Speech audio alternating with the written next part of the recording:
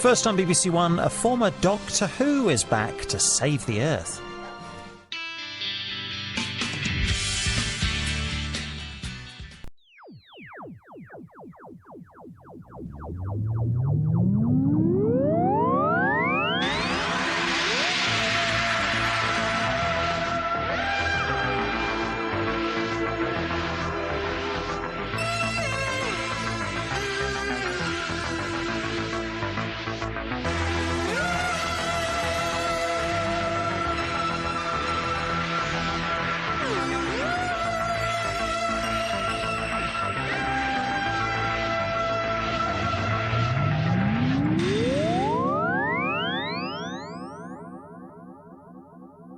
Welcome to Tin Dog Podcast number 73.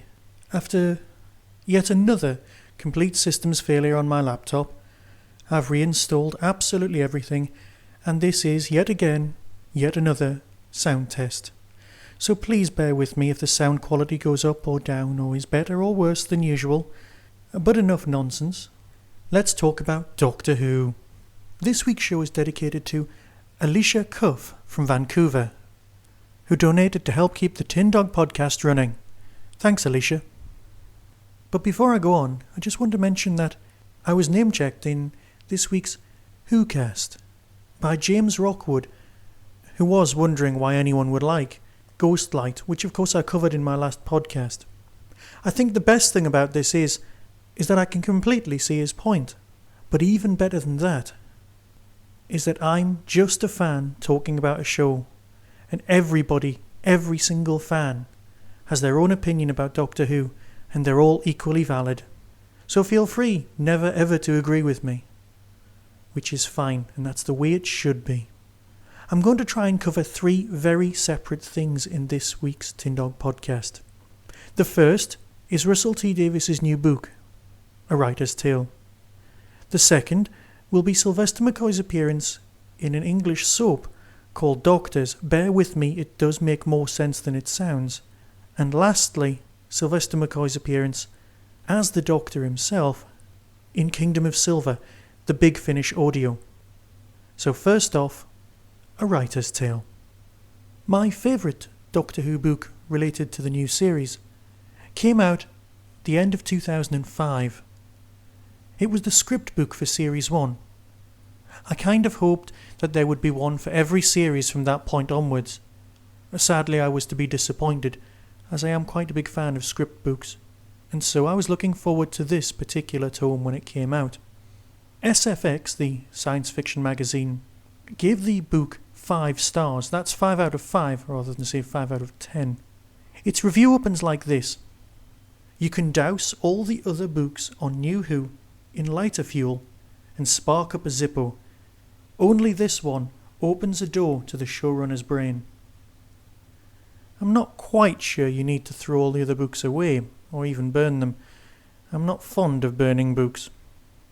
But does this book itself deserve such high praise? Most people are referring to it as the RTD and Benjamin cookbook, which kind of to me reads like it's a cookbook on how to cook Russell T Davies. Now I know some fans out there really don't like Russell, but cooking's really not an option. The book itself is quite thick, and it's very densely packed, not only with text, but with lots of really nice photographs from the current series, and also, and this is something I particularly enjoyed about the book, Russell T's own comic illustrations. The guy is an extremely good artist. I, for one, would really like one of Russell's drawings, perhaps one of K9 for my wall.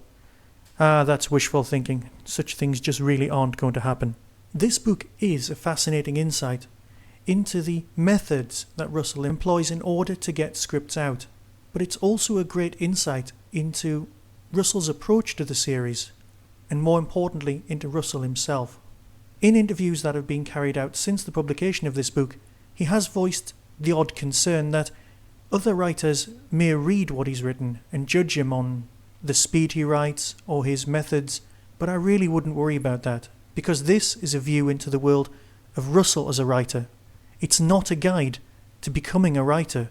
Other books on writing deal with story arcs, character development, hints, tips on twisting plots, taking narratives you've already dealt with. These things are covered in passing, but it's really where the ideas spawn from, the choices made in a production such as Doctor Who. Things like one of the original scripts written by Mark Gatiss, and the way that it's abandoned. Not because he dislikes Mark, in fact he says some wonderful things about Mark, but because it's for the good of the show. And that's what a lot of people, a lot of us, the internet crowd, really forget about Russell. This is a man who cares passionately, deeply about Doctor Who. He doesn't write stories that we might not like just to spite us. And I defy anyone not to like every story Russell's been responsible for. We see examples of his rewriting technique, something from the odd polish, all the way through to 100% rewrite. We see his cat and mouse games with the press. All of these things are covered in great depth and great detail. Getting back for a moment to Russell's approach to the internet, there is a very odd part of the book where Russell relates Helen Rayner's reaction to some of the Doctor Who forums that she happens to visit. She's physically shaken. And let's face it, how many of us could honestly say we've turned up on a forum and failed to engage our brains before typing? But such things are only fleeting in this book. Something also worth covering is that Russell originally had a completely different ending for the last series. That's series 4. I know it's got other names, we can call it whatever we want. The Cybermen were meant to be on board the TARDIS at the very end, the closing scenes, and that would lead into the Christmas special. However, because of the emotional story arc, we just lost Donna, we've lost everyone else, the Doctor is completely alone. He elected to remove those scenes. Those scenes can be found here in script form. The whole book is littered with scripts. And that's one of the wonderful things, that's a completely free thing that you can have. You see, all of the scripts, I think there's 6 of them, that are dealt with in quite detail in this book, are available, the finished product, online for free. I'll put a link on www.tin-dog.co.uk, that's the Tin Dog website, in order for you to be able to get to the Doctor Who Writer's Tale website. The book retails apparently for £30. I've not actually seen it for sale for that anywhere. I think Amazon have it for 15, and a host of other people like Play.com have it for prices very similar to that. This is well worth putting on a Christmas list, and I for one would heartily recommend it. It's not recommended for the younger Doctor Who reader, but for people interested in the development of a television series and mythology, I would definitely give it a look. In Doctor Who news, there's a new Doctor Who news feed. Tell you what, here's Lewis from Podshock to tell you all about it. Drop the sonic device. Isn't my day, is it?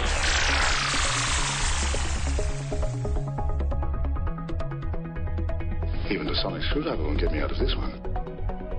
Are you seeking Doctor Who news? The Sonic News Driver. Selected Doctor Who related news stories delivered to you sonically. All in bite-sized podcasts, no bigger than a jelly baby. A sonic cannon and a turbulent called the sonic disruptor. Doc, what you got? I've got a sonic... Oh, never mind. What? It's sonic. Okay, let's leave it at that. Disruptor, cannon, what? It's sonic. Totally sonic. I am sonic to all. A sonic what? Screwdriver!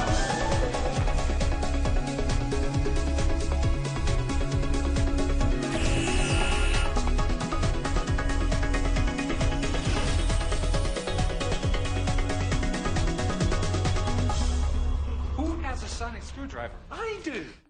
Preview the Sonic News Driver podcast currently on the Doctor Who Podshock feed at podshock.net, or go to arttrap.com or sonicscrewdriver.com. The Sonic News Driver. Get yours today, sonically.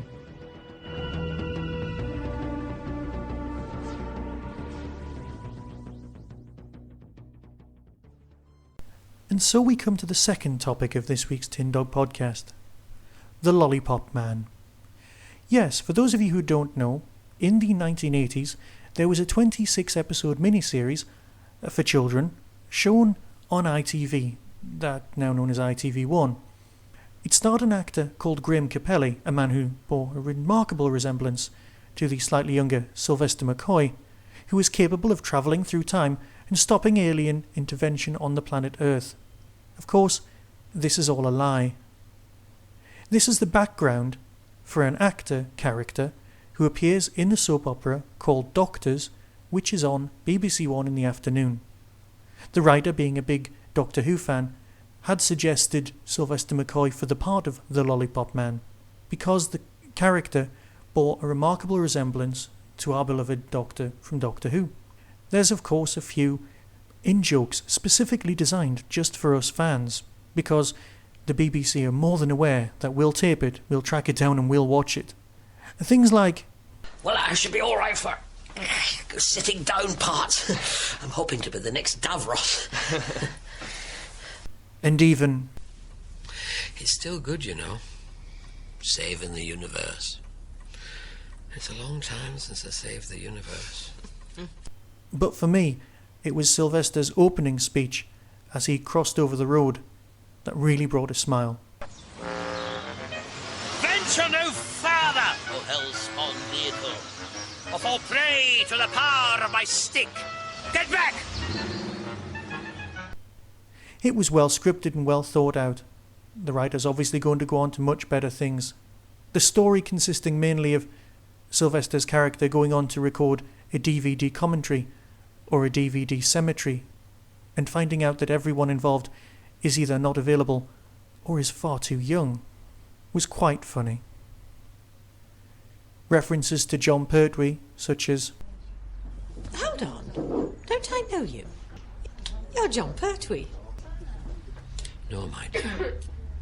The difference between myself and Mr. Pertwee is John, sadly, is dead. Graham Capelli. How do you spell that? again made me smile. It's not the best TV show in the world, but it's well worth tracking down and having a quick look at. Crashing on. 8 out of 10 listeners who expressed a preference say they prefer the Tin Dog podcast. We certainly do over here at Staggering Stories. .net. .net. .net.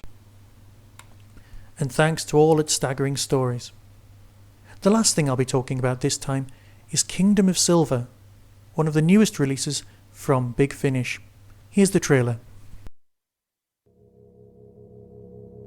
Doctor Who, Kingdom of Silver. As a guest of the Argentia... A guest? What's wrong, Magus Riga? Does the word prisoner stick in your throat? This energy trace isn't all you're looking for, is it? I'm searching for someone. I find the energy trace, I find her. Perhaps we ought to pool our resources. 2 heads and so on. Maybe I should let you stick close. Just to keep an eye on you. I was just thinking the same thing about you. I must thank the makers for the gift of the silver. Without it, I am certain I would have perished from the haze line. The silver? The curative compound, Doctor. Many lives have been saved through the benefits of the silver. Tanata! You're alive! Sarah, I thought I'd never see you again. While I hate to interrupt this touching moment, I must point out that we don't have time to stop and chat. My Lord Merrill, it is a striking sight, is it not? I've heard Magus Riga talk of the island's austere, barren grandeur, but now, to see it for myself. This is only the precursor. When you lay your gaze on the heart, then you will truly be stirred. If you have a single shred of integrity, don't open the heart with ill intent. It has been sealed for millennia. The great Riga, humbled. Why, that's made it all worthwhile. I am awake. You will be improved. No! No!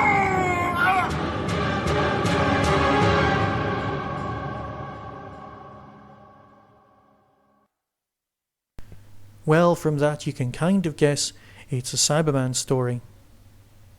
On one of the extras, Big Finish discuss how they really weren't going to reinvent or try and reconnect Cyberman's history. But in the 2-part 6 Doctor and 5 Doctor story a few years ago, I'm sure that's exactly what they did. Well, it's not worth reviewing the extras at this point. Let's talk about the stories themselves. And I say stories because there are 2. It's a 2-disc thing. but we are presented with one 3-episode story and one single-episode story.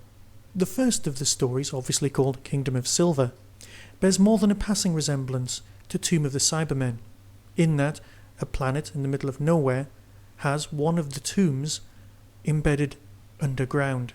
The local civilization, unlike Tomb of the Cybermen, have opened up the tomb as an archaeological dig, again same plot, but are starting to use the technology to bring forth their steam power technology. Yes, I'm going to use the word steampunk.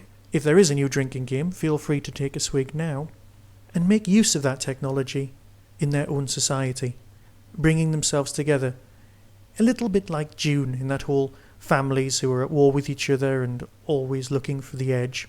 It's nicely executed. It's not going to be my all-time favourite story. I feel that some of the world that the story is set on could have been slightly more explored. But with all audio drama, it is best taken from a character point of view. And here we have a lone 7th Doctor, and from the sound effects, it's again the 7th Doctor just before the TV movie. The 7th Doctor is on the planet Task, looking for the perfect cup of tea. He comes across the person who's going to be his companion for this story. This person is not a local. He's looking for his companion and lover, who is also a spy, both of whom are embroiled in the human-Cyberman war dealt with in the short Big Finish series Cyberman.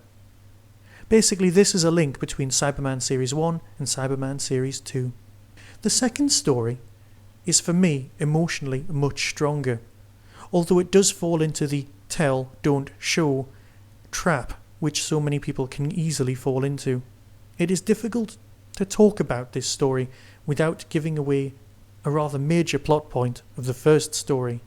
Suffice to say, this story takes place many, many years later, and a remarkably funny throwaway line about fluid links. Well, maybe I just found it funny.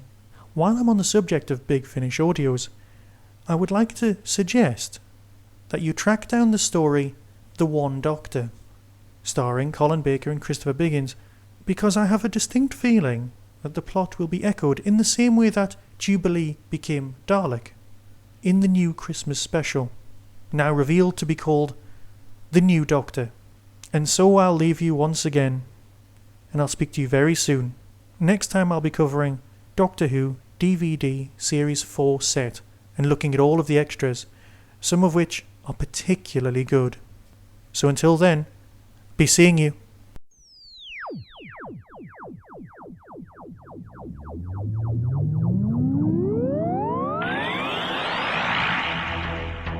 You have been listening to the Tin Dog Podcast.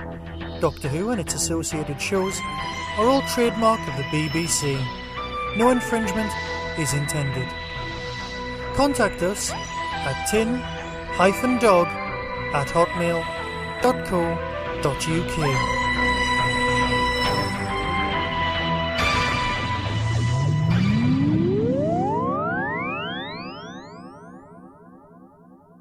I'm really sorry about the series. It was a television classic. 10 million viewers. Nowadays people would kill figures like that. But I suppose it's best to stop with 26 incredible episodes rather than make a few more mediocre ones. It's best to quit while you're amazing, eh? Yes. At least I was somebody's hero. If you get a chance to do something amazing, grab it with both hands, grapple it to the floor, and don't let it go from you.